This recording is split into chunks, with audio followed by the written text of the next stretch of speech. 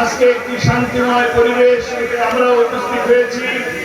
এই সময় নির্বাচনের আগে 2008 সালে যারা আমাদেরকে 10 টাকার কেজি চাউল খাওয়ানোর কথা বলে, ঘরে ঘরে চাকরি দেওয়ার কথা বলে, ঘরে ঘরে নাশ পাঠিয়ে 80 টাকার কেজি দর চাউল খাইয়ে আর যারা পালিয়ে গেছে তাদের কথার সাথে তাদের কণ্ঠের সাথে কণ্ঠ মিলিয়ে কাঁধে কাঁধ মিলিয়ে আজকে আমরা দেখতে পাচ্ছি তাদের দোসরেরা আপনাদের কাছে আমরা যারা সহজ সরল মানুষ আছি তাদের কাছে ফ্যামিলি কার্ড, কৃষি কার্ড, হেলথ কার্ড দিয়ে প্রলোভন দেখানো হচ্ছে।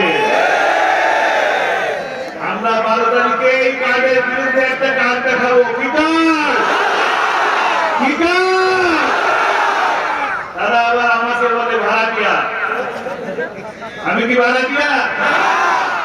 আমি নেসারাবাদে আমার ছোট্ট একটি বাড়ি আছে। আমি এই ভাড়াটিয়া নই, আমি ভান্ডারিয়ার ভোটা।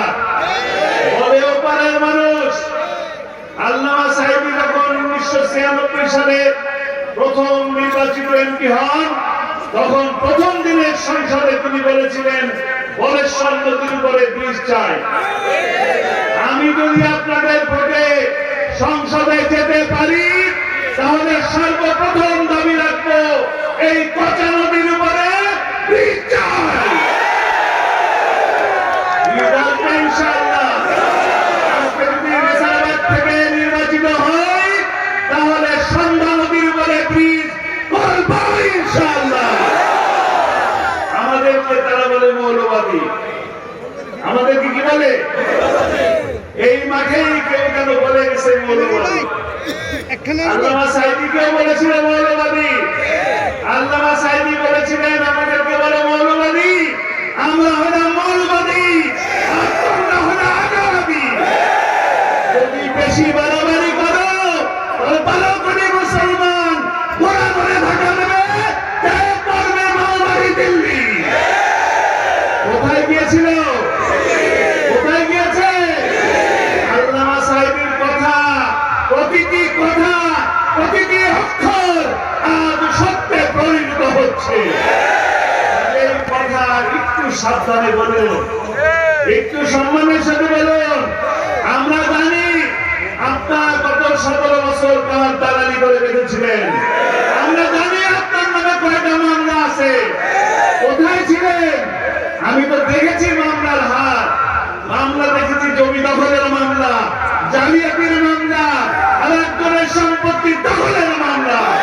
আমরা মামলা খেয়েছি, জেলে গিয়েছি, জেলের মধ্যে মাসের পর মাস একাকি থাকতে হয়েছে। আজকে শুধু আমার বাবাই মামলায় যান নাই, আমাদের পরিবারের সদস্যরাও মামলায় গিয়েছে। আমরা গত 17 বছর 1 টাকা ইনকাম করার মতন শক্তি আমাদেরকে দেওয়া হয় নাই। আমাদের ব্যবসা বাণিজ্য, বসার জায়গা, থাকার জায়গা সমস্ত কিছু ছিনিয়ে নেওয়া হয়েছিল। কিন্তু আলহামদুলিল্লাহ আল্লাহর কাছে লাখো কোটি শুকরিয়া, এই মানুষকে ছেড়ে যাই নাই। এই মানুষ ছেড়ে গেছি। আন্দালিয়ার মানুষ বলেন, দিনাজপুরের মানুষ বলেন, বাংলাদেশের মানুষ বলেন, কোন মানুষের কাছ থেকে ছেড়ে যাই নাই। এখানে কি মাসুম আছে? মাসুম বিল্লাহ আসো। এই হলো আমাদের মাসুম বিল্লাহ।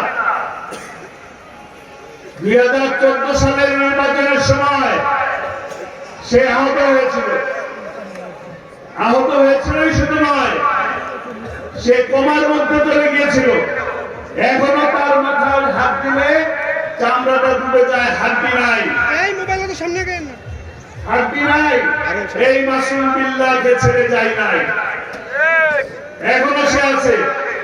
তার চিকিৎসা থেকে শুরু করে সকল বিপদে আপদে পাশে ছিলাম। আজকে কথা দিতে হবে আপনাদেরকে।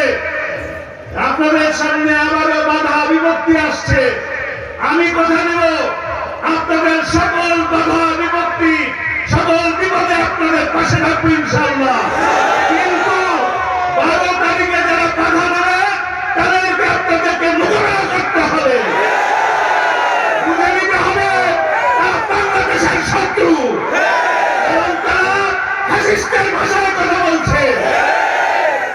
আজকে আমি আপনাদের কাছে এই মাগরিবের আগে আরেকটি কথা বলতে চাই। সরকার বলছে আপনাদের হাতে চাবি।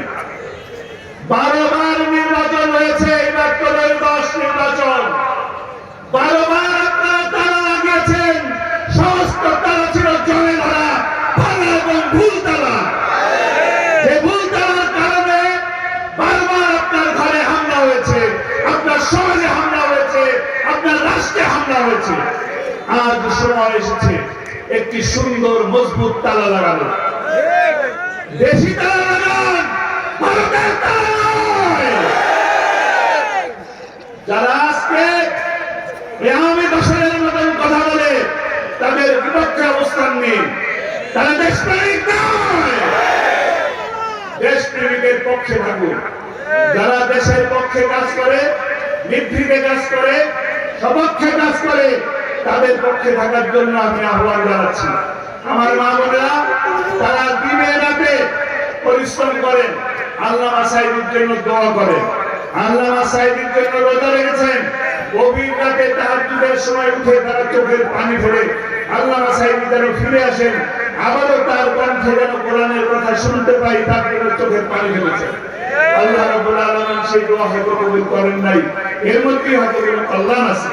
কিন্তু আজকে আল্লামা সাঈদীকে হত্যা করা হলো, সেই বিচার আমরা পাই নাই। পেয়েছি আমার পরম শ্রদ্ধেয় বড় ভাই মাওলানা রফিক বিন সাঈদী, আল্লামা সাঈদীর পথেই তিনি হাঁটতেন। সরল পথ তবে দিগন্ত টেলিভিশনে উপস্থাপনা করতেন। সুন্দর হাসি, সদা হাস্যোজ্জ্বল একটি চেহারা, কোরআনের কথা বলতেন। বাবার বিরুদ্ধে মিথ্যাচার শুনতে পারেন নাই, কোর্টের ভিতরে হাঁটাডাক করে তিনি ইন্তেকাল করেছেন। আল্লাহ রাব্বুল আলামিন তাকে জান্নাত নসিব করুন। আমরা দোয়া করি। আজকে আমি আপনাদের কাছ থেকে সেই আহ্বান জানাবো, এতগুলো মানুষ, আমার চাচা, আমার দাদি, আমার মামা, আমার বড় ভাই, এই মানুষগুলি চলে গেছে শুধুমাত্র আমার বাবাকে এইভাবে জেলের মধ্যে ভরে রাখার জন্য, মিথ্যে মামলা দিয়ে জেলের ভিতরে বন্দী রাখার জন্য। আজকে আমি আপনাদের কাছে সেই বিচারটা চাওয়ার জন্য আসছি। আপনার কি আল্লামা সাঈদী নির্দোষ মনে করেন? আপনারা কি মনে করেন আল্লামা সাঈদী নিরপরাধ? তবে আমি আপনাদের কাছে আহ্বান জানাবো, 12 তারিখ 12ই ফেব্রুয়ারি আমরা দাঁড়িপাল্লা মার্কায় ভোট দিয়ে আল্লামা সাঈদীকে নির্দোষ প্রমাণ করব। কারা লাগিয়েছি এই মানপত্রী মা বোনেরা যারা আছেন, ভাইরা যারা আছেন, এই দুটি হাত দিয়ে কি বিজয় আনা সম্ভব হবে? আরো মানুষ লাগবে কিনা? লক্ষ ভোটার সর্বোচ্চ পর্যায়ে ভোট দেওয়ার জন্য আমাদেরকে আর বিশ্রাম নেওয়ার কোন সুযোগ নাই। আমাদেরকে 12 তারিখের জন্য প্রতিটি ঘরে ঘরে যত বাধা আসুক দাঁড়িপাল্লার দাওয়াত পৌঁছে দিয়ে ভোটকে সংরক্ষণ করে বিজয় নিয়ে আসতে হবে ইনশাআল্লাহ। আমাদের বিরুদ্ধে যত কিছুই বলুক না কেন, আমি শেষ কথা বলতে চাই, উহারা প্রচার করুক হিংসা, বিদ্বেষ আর নিন্দাবাদ, আমরা বলিব সাম্য, শান্তি, এক আল্লাহ জিন্দাবাদ, বাংলাদেশ জিন্দাবাদ, দাঁড়িপাল্লা জিন্দাবাদ। আসসালামু আলাইকুম ওয়া রাহমাতুল্লাহ।